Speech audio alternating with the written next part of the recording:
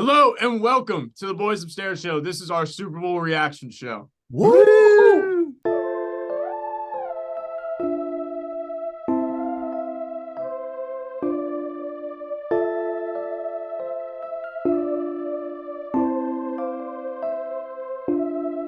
I mean, I was telling Tommy earlier how I'm just disappointed. I Yeah, really I mean, am. I didn't really intro that very well, but I'm also disappointed. I think that everybody's reaction on this show, at least, is if he has the ball late in the game and it's a one-score game or one possession game, a game within taking, he's going to take it. Like, unfortunately, that's just the reality situation. That eerie feeling in your gut that you had when Tom Brady had the ball at the end of the game, it's the same feeling you have when Mahomes has the ball at the end of the game. It doesn't matter if his wide receiver one is some dude who was at SMU last year who you've never fucking heard of until this year. Like, it doesn't matter what the score is or how many 13 seconds are on the clock.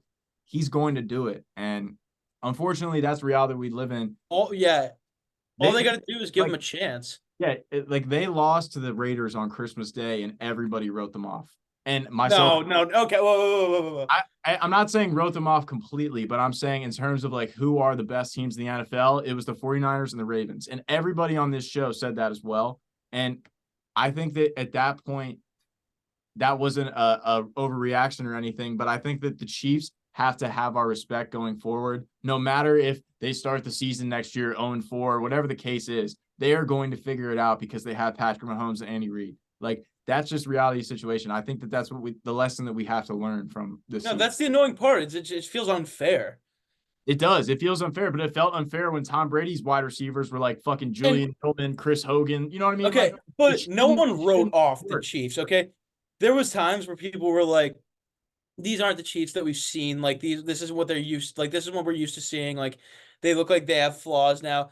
But the minute that clock started in the wild card game against Miami, it was business as usual for the Chiefs. They were going to go in. They were going to dominate after they won that. Like, as long as you give them and it was the same theme throughout the playoffs and everything. If you give them a chance, they're gonna make you count and they're gonna hurt you. If he's the 6th seed next year and they go 9-7 and they have to go on the road and play like the Jaguars, does anybody think that the Jaguars are going to win even if it's at home? Like, no, like it doesn't matter. There's not going to be just another good quarterback who comes in and dethrones him. We're seeing that kind of Tom Brady era where he's going to keep winning and it doesn't look like it's going to end until he wants it to end. And so just to say that it's that easy for a quarterback to go out there and be better, just get a better quarterback. No, it's like you've got to adapt. And I think that's what a lot of people are looking for right now is we just need to find the next Patrick Mahomes. We need to find the next Patrick Mahomes. No, you got to beat him. You got to beat him. Let's cook up a game plan where we keep that guy off the field as much as possible.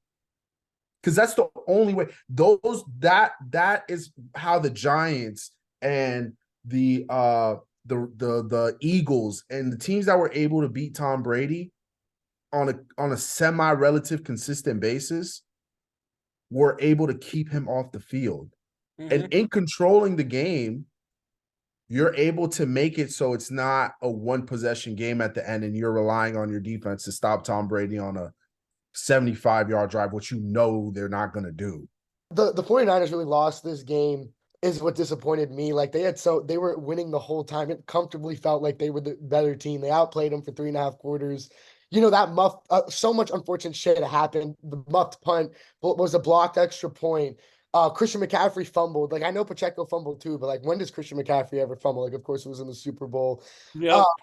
The missed. I don't know if anyone saw, but on the play, the last 49ers offensive play, Ayuk made the guy fall, but like because he got rushed by Chris Jones, he had to throw it like out in the flat or to the corner. But Ayuk was wide open in the middle of the end zone.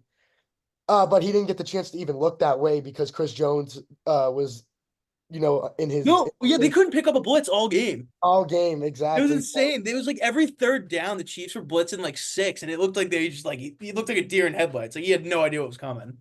Yeah, it just so much unfortunate shit had to happen. I mean, the Chiefs got like a couple 4th down conversions that it's throughout the game that could have swayed the game. They had like Mahomes threw a pick. Pacheco gave him the ball right back. Like they had so many opportunities and they just lost it. So that just really made me upset because they had every chance to win it. The 49ers have the best running back in the NFL. They have one of the better, if not the best, offensive line in the NFL. And they completely abandoned the run game in the third quarter. And we've seen this in the past in Super Bowls, such as the Falcons blowing the lead in the Super Bowl against the Patriots, and teams not wanting to run the ball in the third quarter for some reason. And especially when you have somebody like Christian McCaffrey and you have Trent Williams and company blocking for him ahead of you. I think that trying to put the ball in Brock Purdy's hands in the third quarter, and I get that it was a lot of screen plays, quick action plays, but they run that offense through Christian McCaffrey, whether it's screen plays, quick passes, running plays. And just because he fumbled on the first drive doesn't mean that you got to stop giving him the ball. Like, he is reliable enough to continue to feed him. And I think that if they did that, they might have been able to control the game more. For a team that was so good at running the ball, like the Niners were too, it was two really great rush offenses, just completely abandoned the run. And the Chiefs were one of the worst teams against the defense, against the run left in the playoffs, which I don't know, just like you were saying, Sam, I may not know what play to run, but I know that the Chiefs defense is not good against the run. Your offense is good at running the ball. Why don't you run the ball?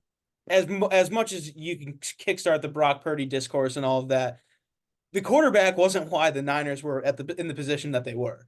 I'm glad that you said, Sam. I'm glad that you said. Yeah, it was the team around them. I'm not saying no knock against Purdy or anything. I think he did a great job. There's been a lot of change of opinions on Purdy in the last couple weeks. I think he did a great job all year, and it's for what was expected of him. It's not his fault that he got thrown into the fire of being talked about as a great quarterback and all of that. But the thing is, you're not sitting there as a defense and being worried about Brock Purdy stepping back and throwing the ball as you are with, when you see, there was, I think, shout out PFT, he said back in the day, there's quarterbacks where they drop back and you see them loading up and you're like, oh shit, whoever this is going to, it's going to be a catch, it's going to be a big play. And there's other quarterbacks who drop back and you're thinking, please help. I hope this goes to someone, does something good. That's kind of how you felt with Purdy in that game. And it was for a team that plays such good coverage to just abandon it. And because I guarantee Steve Spagnuolo is probably licking his chops there by the end and thinking they're just going to sit back and let us play coverage this entire time. That's awesome. And sure, they got the best of him a couple of times, but it was they were able to limit that and tons of 3 and outs in the third quarter. I don't know. It's like Shanahan, what the fuck are you doing, dude? I'm not a football coach, and I don't know how hard your job is or whatever. But all I know is that we're sitting here, and we are not getting paid to literally work on football for 24 hours a day like you are, and you couldn't get your guys to figure this out, and you couldn't figure it out.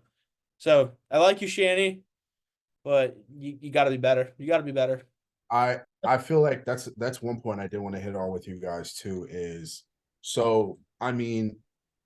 you look at Shanahan's Super Bowl track record, it's a testament to how great of a coach he is that he's able to go to as many Super Bowls as he's been to as a coordinator and a head coach. But I don't know. I feel like you kind of have to scratch your head and be like, okay, so why is he blowing all these leads in the Super Bowl? Is it something schematically? What is happening there?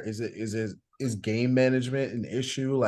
Does he fold under the pressure of the big game? I don't know why a coach of his caliber isn't able to be able to put a team to bed. You know what I mean?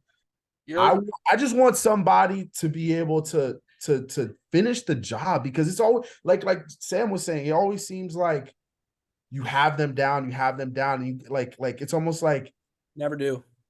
That's the thing.